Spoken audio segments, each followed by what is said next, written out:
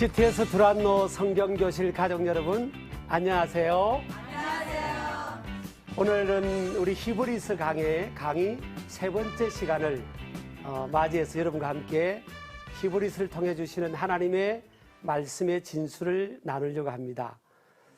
지난번 우리 첫 번째, 두 번째 강의를 통해서 히브리서는 첫 번째 수신자, 히브리서에 기록된 목적이 유대인이면서 예수님을 믿는 사람들, 그러나 예수님을 믿는 사람들로 그 믿음으로 인해서 그 유대 공동체에서 출교를 당하고 또 박해를 받고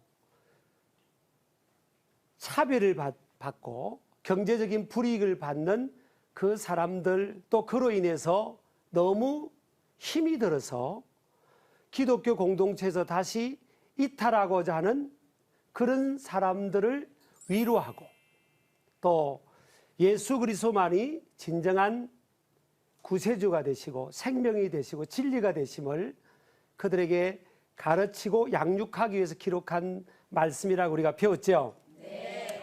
오늘 참여한 학생들이 너무 대답이 예쁘게 해주셔서 감사해요. 그래서 서론 부분에 우리가 그렇게 말씀을 나눴고요. 히브리서는 한마디로 말씀드리면 정말 가지치기입니다. 여러분, 나무가 잘 자라게 할 때 전문가가 가지를 치잖아요. 가지를 칠수록 나무가 곱게 또 건강하게 크게 잘 성장하고 자라잖아요.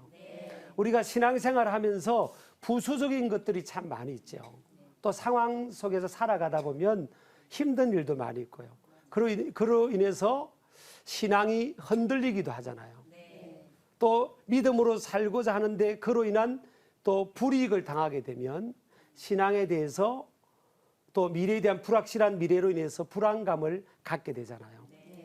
근데 히브리서는 정말 가지를 치는데 무슨 가지를 치는가 하면 오로지 우리의 시선이 예수님께 향하게 하는 거예요. 예수님이 어떤 분이라는 것을 히브리서 1장부터 13장까지 끊임없이 변정적으로 설교 형식을 빌려가지고 변정적으로 설득을 하는 겁니다. 독자들에게 설득을 하는 거예요. 그 히브리서를 우리가 자세하게 끝까지 공부하면 예수님이 정말 이렇게 위대한 분이구나, 우리의 구세주일 뿐만 아니라 예수님을 내가 믿지 않고는 정말 안 믿는다는 것을 상상할 수 없는, 그래서 예수님을 믿는 믿음으로 인한 어떤 대가를 지불할지라도 나는 흔들림 없이 주님 앞에 설 때까지, 하나님 나라 설 때까지 내 믿음이 변하지 않아야 되겠다 하는 그런 믿음의 무장을 주는 책이 히브리서입니다. 그래서 우리 두 번째 시간까지 가졌고요. 오늘은 하나님의 영광의 광채이신 예수 그리스도, 한번 따라해 볼까요? 시작. 하나님의 영광의 광채이신 예수 그리스도. 오늘 3절에 보면 이는 하나님의 영광의 광채시요 그 본체의 형상이시라 그랬어요. 지난 우리 두 번째 주에서는 만유의 상속자이시고 모든 세계를 지으신 창조주가 되신다 그랬죠. 예수님은 모든 우주 만물의 상속자가시고 기업이 되시고 또 창조주가 되신다 그랬어요. 그래서 예수님을 믿는 사람들은, 예수님을 우리가 소유하게 되면 온 우주 만물이 예수님 거니까, 예수님 안에 있는 사람들은 예수님이 가지고 계신 것들이 누구 것이 되는 거예요? 잘 못 믿으시는가 봐요. 그래서 정말 예수님을 바로 믿게 되면 만유의 상속자가 되시는 예수님 때문에 예수님 안에 있는 그 만유의 모든 기업을 받은 예수님으로 인해서 또 저나 여러분도 부유한 자라는 겁니다. 비록 세상에 살아가다 보면 가진 것이 어떤 때는 부족할 때도 있죠. 여러분 돈 좋죠? 돈이 좀 없으면 불편하긴 하잖아요. 그런데 사실은 예수님 안에는 모든 귀한 것들이 다 있는 거예요. 그래서 그것을 바로 알게 되면 내 상황이 어떻든지 간에 나는 부유한 인생이 되는 거예요. 그래서 사도 바울이 그랬잖아요. 나는 풍부에 처할 줄도 알고 궁핍에 처할 줄도 안다 했잖아요. 나는 모든 환경에 적응하는 자족하는 비결을 배웠다. 모든 상황에 나는 만족한다. 감사하다. 나는 행복하다. 나는 부족함이 없다.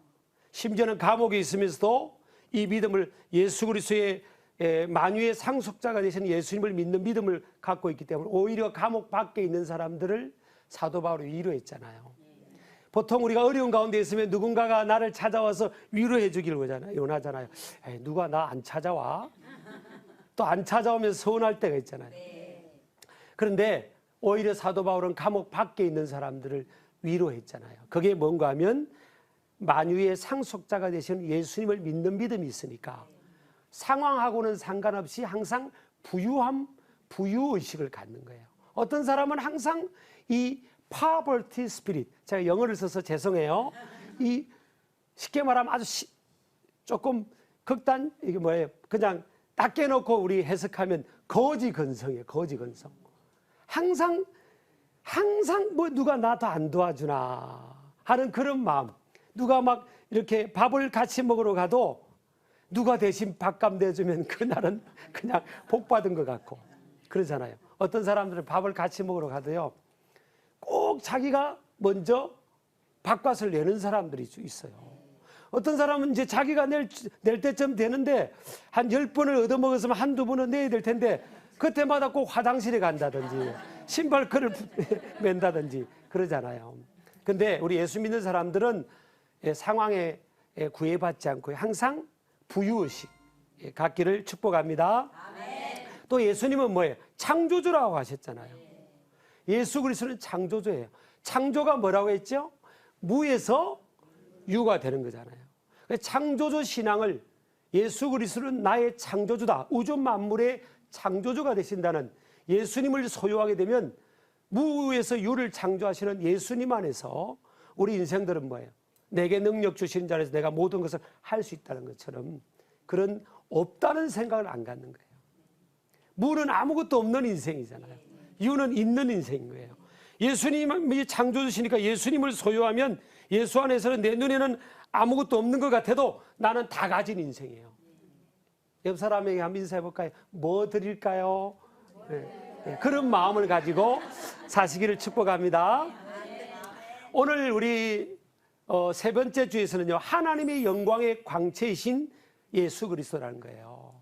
하나님의 영광의 광채가 뭘까? 예수님은 하나님의 영광의 광채라고 이렇게 표현하고 있는데 하나님의 영광의 광채가 뭘까? 그러니까 하나님의 영광은 아까 제가 하나님의 임재라고 했잖아요. 임재가 뭐예요? 하나님의 함께하심, 완전히 함께하심을 임재라고 하는 거예요. 히브리어로 쉐키나. 그 하나님의 영광 임재가 광채는 뭐예요? 반사된다. 완전히 반사된다. 이런 뜻이란 말이에요. 그러니까 예수님은 어떤 분이냐? 하나님의 완벽한 임재를 세상을 향해서 저와 여러분을 향해서 드러내고 보여주고 반사하는 존재라는 겁니다. 빌립이요 요한복음 14장에 보면 예수님께 그랬어요. 예수님, 아버지를 좀 보여주세요. 그랬어요. 하나님 아버지를 좀 보여주면 정말 잘 믿을 텐데 우리도 하나님 아버지를 좀 보여주세요. 그랬더니 예수님께서 가만히 있어봐, 내가 보여줄게. 그러지 않고요, 야야 빌립아, 네가 나와 이렇게 오랫동안 있었는데 어떻게 너 하나님을 보여달라고 하냐? 하나님은 내 안에 계시고 나는 하나님 안에 있지 않냐? 나를 보면 하나님이 어떤 분인지를 모르겠니? 내 안에 완전히 하나님이 계셔. 그렇게 하면, 그러면서 예수님은 뭐예요? 나는 세상의 빛이야. 나를 통해서 하나님이 온전히 비추어지는 거야. 그렇게 말씀하셨단 말이에요. 그러니까 예수님은요, 오늘 조금 말씀이 어렵지는 않죠? 예. 그러니까 예수님을 통해서 뭐예요? 예수님을 통해서 하나님의 영광이 완전히 드러나는, 보여지는 그런 존재가 바로 하나님의 영광의 광채, 이런 뜻이에요. 또 3절에 보면요, 그 본체의 형상이라 그래서 예수님은 하나님의 본체 되시는 하나님의 형상이다. 본체라는 뜻은요, 헬라로 히포스타세우스라는 단어예요. 그러니까 그 사물을 존재하게 하는 실체, 이런 뜻입니다. 그러니까 본체의 형상, 쉽게 말하면 뭐예요? 찍어낸 존재. 바꾸고 말하면 뭐예요? 이런 도장이 있잖아요, 도장. 도장이 있으면요, 도장을 도장밥에 인주에 찍어가지고 찍으면 뭐예요? 도장 모양이 나오잖아요. 아, 도장 모양을 보면서 아, 도장이 있구나. 그처럼 예수님은 하나님의 완전한 이 형상과 이 본체 되시는 하나님을 도장이 찍혀서 나오는 것처럼 세상을 향해서 복제처럼 완벽하게 보여주는 존재라는 거예요. 그러니까 유대인들, 그 당시에 유대인이면서 예수님을 믿으나 그러나 상황 때문에 믿음이 흔들린 사람들에게서 예수님이 어떤 분인지 아냐? 너희들이 믿는 하나님을 완전히 반사해 주는 존재고, 하나님을 완전히 복제품처럼 그 실존적 실체를 보여주는 그런 존재다라는 겁니다. 그래서 이 하나님의 영광의 광채, 그 본체의 형상을 통해서, 그러면 이것이 오늘날 저와 여러분에게 무슨 의미가 있을까? 하나님의 영광의 광채. 예수님은 하나님을 드러냈잖아요. 빌립에게, 빌립아, 너 나보면 하나님 모르겠니? 그랬잖아요. 그럼 우리 그리스도인들, 예수님은 당신을 소개할 때 나는 세상의 빛이라 그랬잖아요. 우리 마태복음 5장에 보면 예수님의 제자와 예수 믿는 사람을 향해서 뭐예요? 너희도 세상의 빛이다. 그래서 그 빛을 뭐예요? 사람들에게 숨기지 말고 비추어라 그랬잖아요. 이 비추는 삶이 뭐예요? 착한 행실이라는 거예요. 우리의 삶을 통해서 어두운 세상을 향해서 빛을 비추라는 거예요. 하나님의 영광의 빛을 예수님께서 온전히 비춘 것처럼 그리스도인들, 예수 믿는 사람들도 하나님의 영광의 빛을 온전히 비추라는 겁니다.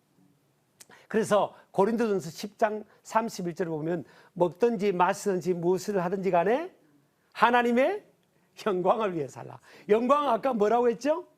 하나님의 임재, 하나님의 임재를 드러내는 거잖아요. 그러니까 하나님의 영광을 위해 살라는 건 뭐예요? 내가 먹을 때나 마실 때나 뭘 하든지 간에 하나님을 드러내라는 거예요. 그러니까 여러분 뭘 먹으실 때도요, 정말 정신없이 드시면 안 돼요. 하나님의 영광을 드러내야 되고요. 자, 그래서요, 이게 요즘 우리나라에 보면 그 가나안 신자라는 지금 단어가 생겼잖아요. 이 가나안 신자, 이 원래 가나안이라는 단어는 여호수아, 모세를 통해서 약속하셨고 또 여호수아를 통해서 정복한 적과 꿀이 흐르는 축복의 땅을 말하잖아요. 근데 이 가나안을 거꾸로 뒤집으면 안 나가 신자인 거예요. 그러니까 오늘날 여러분 우리가 약 900여만 명 이제 통계적으로 보면 각 되는 그런 우리 기독교인들 중에서 150만 명에서 약 200만 명, 뭐 정확한 통계는 아니지만 150만 명에서 200만 명쯤 되는 우리 기독교인이 있던 사람들이 이제 교회 안 나가겠다는 겁니다. 교회 안 나간다는 이유가 여러분 꽤 많은 이유가 있는 거예요. 그 중에 제일 큰 이유는 뭐 목회자 때문에, 뭐 설교가 부족해서, 재미가 없어서, 또는 교회 옆에 같이 다니는 예수님 믿고 교회 다니는 사람들 때문에 또 그런 경우도 있고요. 또 여러 가지 뭐 연유에서 나 교회 안 나가, 나는 안 나갈 거야. 그러면서 유대인이면서 유대계 기독교인들이 기독교 공동체에서 이탈했던 것처럼, 많은 숫자가 이탈했던 것처럼 어려움으로 인해서 오늘날도 여러분 기독교 공동체에 많은 소속됐던 구원받은 하나님의 백성들 가운데 이런 연유 저런 연유, 뭐 사람 때문에, 환경 때문에, 상황 때문에 뭐 실망해서 교회를 안 나가겠다는 사람들이 꽤 많이 있는 거예요. 그런데 이들 가운데요 79%가 어느 날 어느 순간 기회가 되면 다시 교회로, 기독교 공동체로 돌아오겠다는 또 숫자가, 퍼센테이지가 그렇게 되는 거예요. 그러면 자, 이렇게 우리가 저를 포함해서 알게 모르게 우리가 믿음이 약한 사람들을 또 어떤 때는 실족시킬 수도 있을 거예요. 그들의 마음에 하나님을 보여주지 못해 그들의 삶의 현장에 하나님을 보여주지 못해가지고 그들을 낙심시켰던 경우들도 꽤 있는 거예요. 그러면 이 하나님의 영광의 광채가 되는 예수 그리스도를 통해서 우리가 믿는 우리들이 도전을 받아야 되는 겁니다. 우리의 삶의 현장에서 하나님을 보여줄 수 있어야 되는 거예요. 제가 이제 군에서 근무하면서 보초를 쓰는데요. 저보다 한 달 고참인 이 한 달 고참이 제일 무서운 거예요. 한번 군대 한번 가보실래요? 아니 이 고참이 나이는 나하고 같았어요. 이 고참이 이제 자기 인생의 꿈이 뭔가 하면 가수라는 거예요. 가수 지망생이에요. 근데 그 노래를 그렇게 잘하는 것 같지는 않았어요. 그래서 이제 어쨌든 이제 보초를 이제 밤에 서는데 아주 고저녁한 아주 조용한 밤이잖아요. 그래서 이 고참을 어떻게 내가 예수님을 전할까 하다가 그래서 고참 그랬어요. 우리 노래를 좋아하니까 노래 한 곡씩 대결하자 그랬어요. 당신이 노래 한 곡 하면 내가 노래 한 곡 하고 이렇게 하자고. 그래서 이제 뭐 노래를 먼저 자기가 부르겠다는 거예요. 그래서 막 가수들 노래 부르는데 근데 그렇게 뭐 제가 잘하는 것 같지는 않았어요. 어쨌든 근데 이제 이 친구가 노래를 부르고 제가 이제 노래를 부르는데 대중가요를 또 부를 수는 없잖아요. 전도하려고 하는데 제가 노래를 이제 찬양을 복음성가를 다 은은하게 불렀어요. 주여 진실하게 하소서 이러면서 이제 오늘 하루 순간을 이렇게 부드럽게 이제 딱 부르는데 처음에는 옆에서 이 가수 지망생이 막 네가 내가 막 이런 막 시끄러운 노래 부르더니 제가 차분한 노래를 부르니까 분위기가 차분하게 된 거예요. 제가 바라던 바잖아요. 이 찬양 속에 주님이 거하신다고 노래를 부르니까 분위기가 차분하게 됐어요. 그래서 이제 기회가 됐다. 고참 됐어요. 하나님을 한번 믿어보라고. 예수님을 믿어보라고. 하나님 살아계시다고 그랬더니 이 고참이요. 가만히 있더니 하나님이 어디 계시냐는 거예요. 하나님 계시면 나한테 보여달라는 거예요. 그래서 이걸 하나님은 영이신데 보여줄 수는 없잖아요. 그런데 지금 그러는 겁니다. 이 세상이 요즘 그런 거예요. 안 믿는 사람들이 세상이 우리 믿는 사람들이 그런 겁니다. 너희들이 믿는 하나님을 좀 보여달라는 거예요. 요나가 배 밑창에서 니느웨로 가야 되는데 어디로 갔어요? 요나가 니느웨라는 거하고 다시스로 갔잖아요. 그러니까 영적으로 그냥 눌려가지고 배 밑창에서 요나가 이렇게 숨어 있었잖아요. 숨는다고 하나님의 이 눈동자를 피할 수 있나요? 예. 근데 하나님이 풍랑을 통해 찾아내잖아요. 요나를 찾아내는 거예요. 여러분 가야 될 길로 가야지 엉뚱한 길 가다 보면요 하나님께서 풍랑을 통해서 또 찾아내시는 하나님. 그래서 이제 요나를 찾아내면서 그 배에 있는 선주나 선장이나 사람들이 뭐라고 했는지 아십니까? 네가 믿는 하나님께 이 상황에서 너 왜 그렇게 잠을 자고 있냐? 그대가 믿는 하나님께 빨리 기도해서 이 문제를 해결해 달라고 그랬단 말이에요. 오늘날 여러분 우리가 교회에 이렇게 안 다닌 사람들이 교회를 향해서 어떤 데는 비난할 수도 있잖아요. 물론 교회나 기독교 신앙에 대해서 이해를 못해서 그런 분들도 있죠. 그렇지만 우리가 그런 소리에 대해서 너무 마음의 상처를 받을 필요 없는 거예요. 그 소리 속에는 뭐예요? 너희들이 믿는 하나님을 보여달라는 거예요. 우리도 하나님 살아계신 하나님이라면 믿고 싶으니까 너희들이 말로만 하지 말고 보여달라는 거죠. 그러잖아요. 교회 다니는 사람들은 안 믿는 사람들이 뭐래요? 교회 다니는 사람들은 뭐만 잘한다고요? 교회 다니는 사람들은 뭐만 잘한다고요? 말만 잘한다고 그러잖아요. 교회 다니는 사람은요 말을 잘할 수밖에 없어요. 왜냐하면 계속 뭐예요? 진리의 말씀을 듣잖아요. 계속 듣다 보니까 이게 우리 속에 축적이 되니까 그것이 밖으로 나오니까 대부분 교회 다니는 사람들은요 말을 잘해요. 근데 우리의 말이 아닌 삶을 통해서 보여달라는 겁니다. 그 제가 우리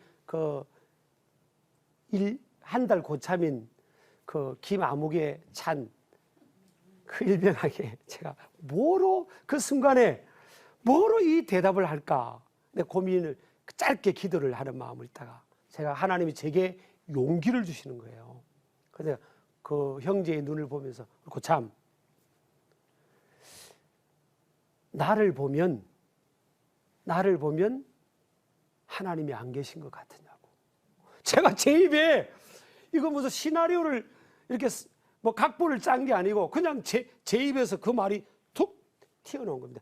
아니 고참 나를 보면 하나님이 안 계신 것 같으냐고. 그랬을 때 그 고참이 야 너 보니까 진짜 안 계신 것 같아. 이랬으면 제가 완전히 그냥 그 다음 할 말이 없을 텐데 아니 이 친구가 가만히 있더니 고개를 끄덕끄덕 하더라고요. 제가 사실은 이제 요즘은 이제 그런 게 덜하지만 요즘은 이제 군도 좀 많이 이렇게 수평화되고 인격적이고 그랬지만 예전에는 그 쫄병으로 들어가면요 고참들 식기도 닦아야 되고 어떤 데는 그냥 몽둥이도 맞고 예전에 그럴 때가 많았어요. 그래서 여자로 태어난 거 좋을 때도 있는 겁니다. 근데 제가 이제 조금 어느 덧 약간 고참이 됐는데도 제가 식기를 닦아주고요. 자, 그랬어요. 왜? 예수님 전하려고. 근데 뭐 고참들이 네가 그러면 어떻게 하냐. 그래도 제가 내가 식기 제일 쫄병이 군대 말로 제일 쫄따구가 이렇게 닦아야 되는 식기를 제가요 같이 닦고 그들에게 예수님을 전하려고. 그런 모습이 이 고참의 눈에는 참 이상하게 보이지만 한편으로는 좋게 보였던 것 같아요. 여러분 우리가 그리스도인들이요 안 믿는 사람들이나 세상을 향해서 뭐예요? 그리스도의 영광, 하나님의 영광을 반사시켜야 되는 겁니다. 목사인 저도 보면요 목회자인 저도 참 실수할 때가 많아요. 제가 얼마 전에 아주 최근에 있었던 이야기인데 이제 우리 교회와 멀리 떨어지지 않은 그런 곳에서 있었던 일이에요. 제가 제 허물도 좀 나누려고 그래요. 이제 제가 할아버지가 됐거든요. 뭐 제가 30대인 줄 아세요? 제가 지금까지 그렇게 아셨나 봐요. 제가 이렇게 할아버지가 됐어요. 우리 손녀가 만 2년 8개월 된 손녀가 있어요. 이 손녀가요 저를 굉장히 좋아해요. 물론 뭐 손자가 할아버지가 밥이죠. 그렇지만 특별히 저를 좋아해요. 그래서 손녀가 우리 집에 놀러 온다면 손녀가 딱 저를 보면 저한테 찾는 게 뭔가 하면 요즘 고나이 또래 아이들에게 핫한 장난감이 있어요. 이게 하나 1,500원짜리 장난감인데 그 장난감을 이제 손녀가 왔다고 하니까 내가 장난감을 가야 되겠다. 그래서 이제 저녁 때 이제 교회 근처 편의점을 들르는 거예요. 그 장난감을 그 4개를 샀어요. 꼭 우리 손녀는 저 보면 장난감을 그거 4개를 달라고 합니다. 손가락 이렇게 4개를 달라고 그래요. 그래서 내가 4개를 이제 사서 그래서 이제 그걸 이제 카드로 계산을 했는데 이걸 덜렁덜렁 내가 목회자가 이걸 덜렁덜렁 들고 가기가 좀 그렇잖아요. 그래도 되는데 그래서 우리 거기 아르바이트 하는 아마 자매님이셨던 것 같아요. 자매님 그 봉지 비닐봉지 있으면 하나 주실래요? 그랬더니 이 자매님이요 더위 먹어서 그런지 너무 불친절하고 막 딱딱거리는 겁니다. 그러니까 20원 주세요? 이러는 거예요. 20원이라고 봉지. 봉지가 20원이에요. 그래서 그러냐고 제가 이제 지갑을 보는 거예요. 잔돈이 없는 거예요, 마침. 그래가지고 이거 잔돈이 없네요. 어떻게 하죠? 그럼 이 아가씨가 그러면 어떻게 하죠? 그러면 뭐 큰 돈이라도 예를 들어서 뭐 10,000원이나 이런 것도 주세요. 아니 20원을 위해서 10,000원짜리 내기도 그렇고 그렇잖아요. 그래서 이거 어떻게 하죠? 그랬더니 그럼 카드 주세요? 그러니까요. 아니 목소리가 진짜 꿈에 나타날까? 아니 너무 이렇게 그냥 어떻게 하죠? 그래도 이거 제가 아르바이트 하니까 요거 어때 제가 안 받고 싶지만 그냥 그래도 주셔야 되는데 어떻게 해요? 그러면 아이고 어떻게 예 그러면 이 카드로 해야 되나 이거 이 10,000원이나 이거 줘야 되나? 예 어떻게 할까요? 이렇게 해서 이야기 되면 되잖아요. 근데 막 아주 막 앙칼지고 딱딱하게 막 정말 꿈에 나타나기가 좀 그래 너무 딱딱하게 하는 거예요. 그래 20원 카드로 결제하니까 주세요. 막 이러는 거예요. 그래서 저도 요즘 더울 때니까 막 그래서 이제 아가씨 자매는 왜 이렇게 불친절하세요? 이렇게 말할까 하다가 여기까지 막 제가 목회자이면서 막 여기까지 막 이렇게 말이 나오는 거예요. 그래도 또 그러면 안 되잖아요. 그래서 이제 그러면 안 되지. 그래서 이제 예 감사합니다. 예 그렇게 하고 이제 그걸 가져갔더니 우리 손녀가 너무 좋아하는 겁니다. 그래서 이제 며칠이 지났더니 또 손녀가 또 온다는 거예요, 우리 집에. 그래가지고 이제 또 그걸 가져가야 되잖아요. 꼭 나만 보면 그걸 기대하는 거예요. 퀸더 땡땡 그게 있어요. 그거. 그래 이제 그 편의점에 들었는데 걱정인 겁니다. 그 자매님 만날까봐. 그래서 제가 편의점 가면서 주여 시험에 들지 않게 하옵소서. 그리고 이제 갔더니 너무 감사하게도 그 자매님이 안 계신 거예요. 그 어떤 아저씨 중년 남자분이 계세요. 그래서 잘 됐다. 그래서 이제 오늘은 내가 그거를 장난감을 5개를 사서 1,500원짜리 5개를 사서 우리 손녀를 막 더 기쁘게 해줘야 되겠다. 그래가지고 이제 돼서 이제 그날은 돈을 가지고 간 겁니다. 그래서 내가 그 자매님 만나가 겁이 나가지고 돈을 이제 현금으로 그거 딱 준비해서 이제 가지고 갔어요. 그랬더니 이제 5개를 사고 현금을 지불하고 가면서 비닐봉지까지 주세요. 그까지 계산해 주세요. 해서 이제 그렇게 계산하고 딱 나오려는데 그 중년 남자분이요. 담임 목사님이시죠? 그러는 거예요. 가만히 보니까 우리 교인 얼굴이 안 익숙한데 그래서 어떻게 저를 아시나요? 했더니 우리 친척 동생이 우리 교회를 다닌다는 거예요. 그래서 제가요 얼마나 마음이 뜨거운지 모릅니다. 만약에 그 며칠 전에 그 자매님하고 티격태격 내가 이랬으면 그러다가 이제 그렇잖아요. 뭐 원수는 아니지만 외나무 다리에서 깡 맞는다고. 그런데 그 중년 남자분이 아마 그쪽 그 사장님이신지 제가 우리 교회 담임 목회자를 알아버린 겁니다. 저를 알아버린 거예요. 근데 이렇게 해서 나중에 꼬였으면 어떻게 될 뻔해요. 그래서 제가 이게 진짜 방심하면 안 되겠구나. 어떤 목사님이요 이제 수도권에서 이제 아주 이렇게 유명한 목사님이 계셨어요. 근데 어떤 때는 항상 목회자도 그렇고 여러분도 긴장하면서 살 때가 있잖아요. 그러다 이제 휴가를 맞이해서 이제 강원도를 이제 휴가를 가신 겁니다. 이분이 연세가 저보다 훨씬 높으신 분이에요. 이제 이 강원도까지 왔구나. 그리고 이제 나는 해방이다. 이제부터 해방이다. 며칠 동안 나는 이제 자유롭게 이제 긴장하지 않고 생활해야지. 그리고 이제 이분이요 연세가 많은 분인데 위에 빨간 옷을 탁 입고요. 반바지를 딱 하고요. 반바지를 하고 그다음에 이제 선글라스를 끼고 60대 중반이신 목사님인데 선글라스를 탁 끼고 빨간 옷 탁 하고 이제 깃을 딱 세우고 반바지 입고 이제 아무도 아는 사람 없을 거다 하고 이제 딱 이제 숙소에서 나오는데 뒤에서 목사님 이러는 거예요. 세상에 알고 보니까 그것도 아는 사람이 있는 거예요. 여러분 예수 믿는 사람은요 방심하면 안 돼요. 우리가 뭘 하든지 간에 하나님의 영광을 사실은 반사해야 되거든요.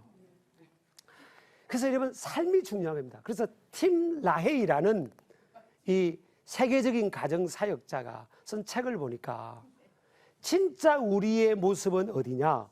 교회 안에서도 아니고요. 직장에서도 아니고 이 방송국에서도 아니고 어디라는 거예요? 가정이라는 가정. 가정에서의 모습이 진짜 우리 모습이라는 거예요. 가정은 벌거벗어서나 부끄럽지 않는 곳이잖아요. 내 허물이 다 드러나는 곳이잖아요. 어떤 분은 세계 선교하자 하는데 그런 모토가 있어요. 세계 선교는 설거지부터 그런 모토가 있어요. 가정에서 진짜 내 모습인 거예요. 이건요, 사실 저에게도 큰 도전입니다. 제가 언젠가, 지금은 제가 좀 많이, 우리 딸이 둘이거든요. 요즘 딸이 잘 나가긴 해요. 둘 다 목회자를 만났어요. 제 이야기에서 전부 죄송해요. 목회자를 만나서 이제 가정을 이루었어요. 근데 이제 어느 날 제가 지금보다 나이가 한 열 몇 살 좀 적을 때 밖에서 사역하고 집에 들어오는데 아빠 하고 저를 맞아야 되는데 집안의 소리가 뭐야, 후두두둑 숨는 소리가 나는 거예요. 애들이 막 제가 왔다니까 막 숨으려고 하는. 그래서 제가 그때 충격을 좀 받은 거예요. 야, 이게 뭐지?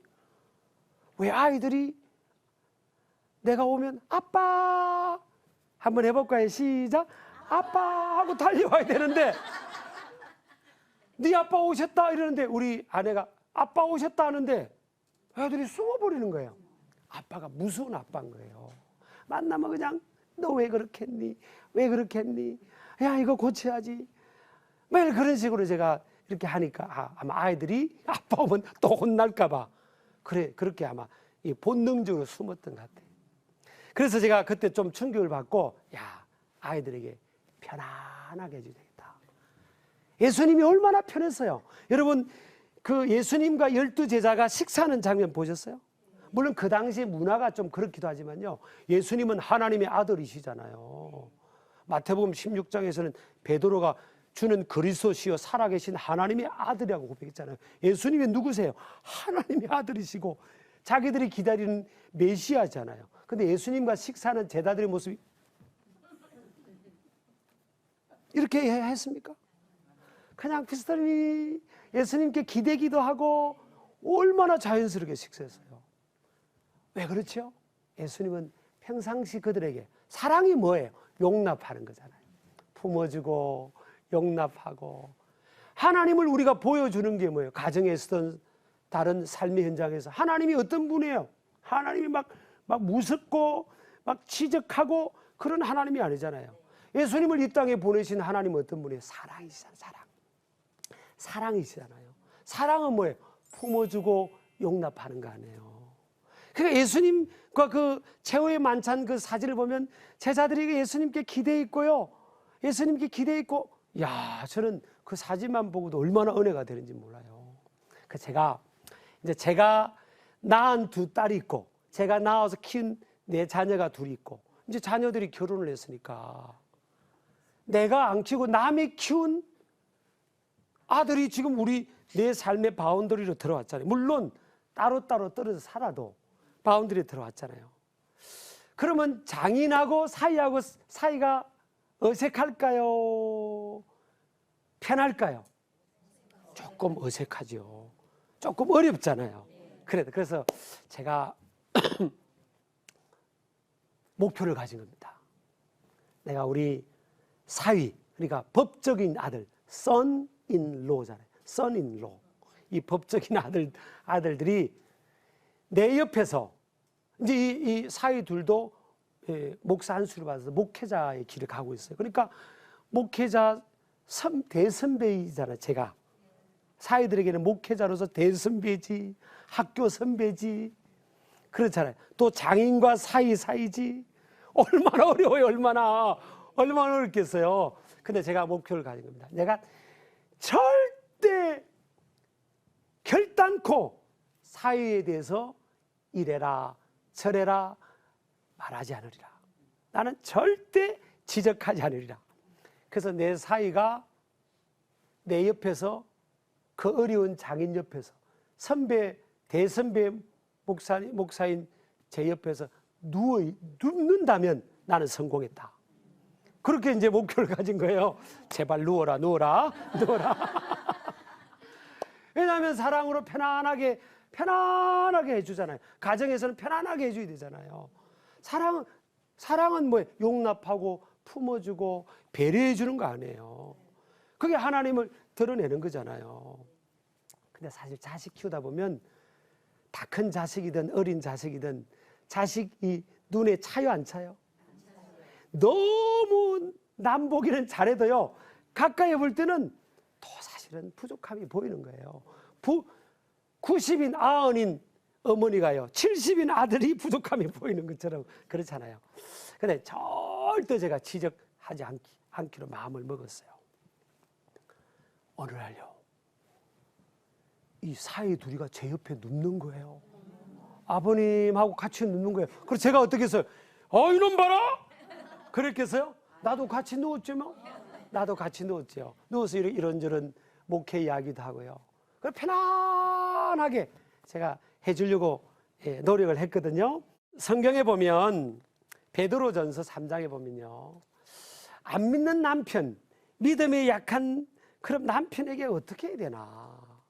성경에 보면 말로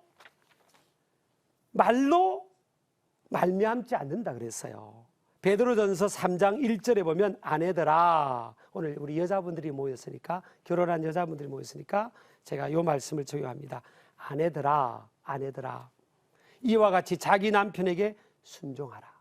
이는 혹 말씀을 순종하지 않는 자라도 말로 말미암지 않고 그 아내의 뭐로? 행실로 말미암아 구원을 받게 하려 함이니. 그러니까 믿음이 없거나 믿음이 약한 이가 구원을 받고 그 영혼을 구원하기 위해서는 어떻게 해야 된다는 거예요? 우리의 말로가 아니라는 거예요. 모르는 사람을 만났을 때는 또 헤어져야 될 사이니까 말로도 해야 되지만, 그러나 가까운 사람, 가족들은 뭐예요? 행위로, 삶으로, 삶의 모습으로 그렇게 하나님의 영광, 예수 그리스도의 영광을 반사하라는 거예요. 뭐를 통해요? 행위로. 아브라함의 아내 이름이 뭐죠? 사라. 아브라함의 아내 이름이 사라잖아요. 사라가 아브라함을 부를 때 보니까요, 창세기 18장에 보니까 아브라함을 부를 때 뭐라고 부른지 아세요? 주인님 이렇게 불렀어요. 여러분 이거 또 오해하지 마세요. 예, 그처럼 최고의 존경하는 표현을 한 거예요. 꼭 주인님이라고 부르지 마세요. 그러니까 주인님 이런 마음. 여러분 제가 특정한 이렇게 연예인을 제가 언급을 할까 말까 고민하다가 지금 언급을 하려고 그러거든요. 이성재라는 영화배우 아시죠? 이성재. 이제 이렇게 조금 아는 사이예요. 근데 이성재 어머님에 대해서 내가 좀 나누려고 그래요. 이성재 씨의 어머님에 대해서. 그 어머님이 너무 훌륭하세요. 박아무개 권사님이세요.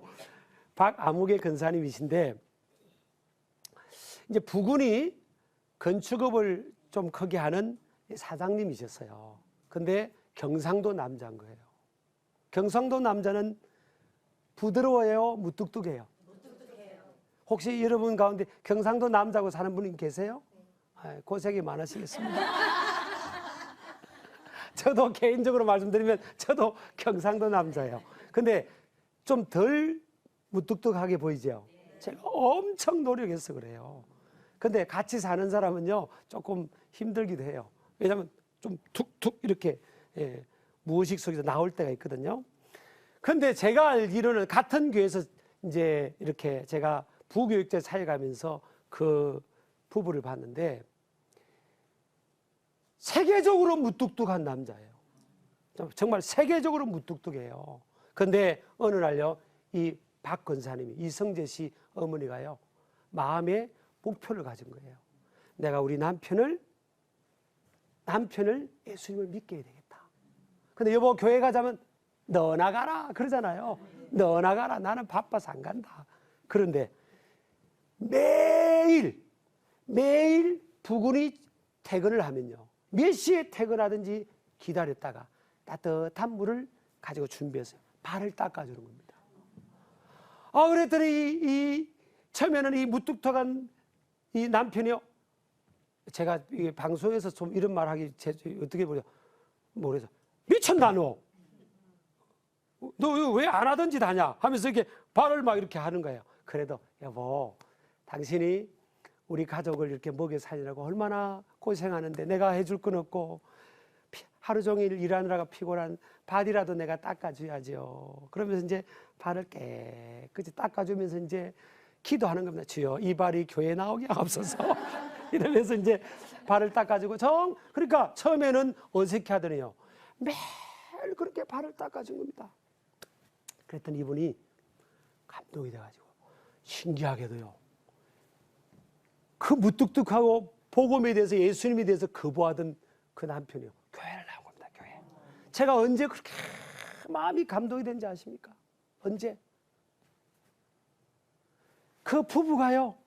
헌금위원으로 이렇게 가운을 입고 이렇게 나가는 그 모습을 정말 우리나라에서 대한민국에서 예수님을 마지막까지 안 믿을 사람 중에 몇 번째 들어갈 그 남자가 그렇게 보이는 그분이요.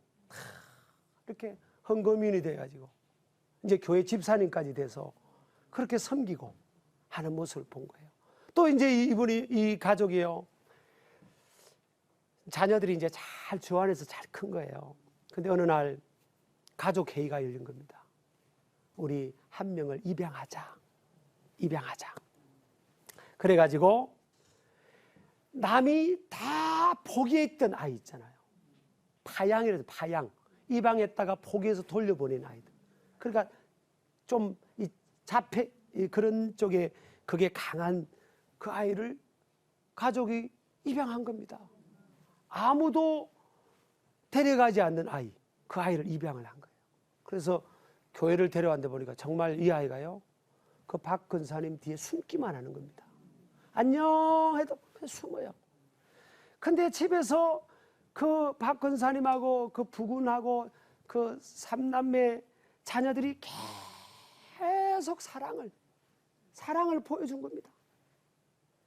사랑한다고. 계속 보이니까. 저는요, 물론 다 죽어가던 사람이, 죽을 병에 걸렸던 사람이 하나님의 능력으로 치유받는 그것도 기적이지만 저는 도저히 안 될 것 같은 이 아이가요, 일주일마다 바뀌어요. 얼굴이 돌아오는 거예요. 얼굴이. 뭐를 통해서요? 말입니까? 말? 야, 너 하나님 믿고 하나님 사랑 받아들여야지. 이게 아니잖아요. 섬기 끊임없이 사랑으로 이렇게 보여준 거예요. 그러니까 그 아이가 지금은요, 대학교를 가고요. 정상화가 돼가지고 대학원을 가서 음악을 공부하고요. 그걸 이제 우리 권사님을 통해서 제가 접하게 된 거거든요. 야, 여러분, 오늘 성경 말씀을 통해서요, 예수님은 누구라고요? 하나님의 영광을 비춰주는, 반사는 그런 예수님이잖아요. 그처럼 우리 그리스도인인 우리가 뭐예요? 예수님을 따라가는 우리도 우리의 말을 통해서, 친절한 미소를 통해서, 사랑의 섬김을 통해서 가장 가까운 데서부터 사랑을, 하나님을 보여주는, 하나님을 사랑을 보여주는, 하나님의 영광을 비춰주는 그런 저와 여러분 되기를 주의 이름으로 축복합니다. 오늘 우리 3강 잘 따라오신 여러분을 축복합니다. 감사합니다.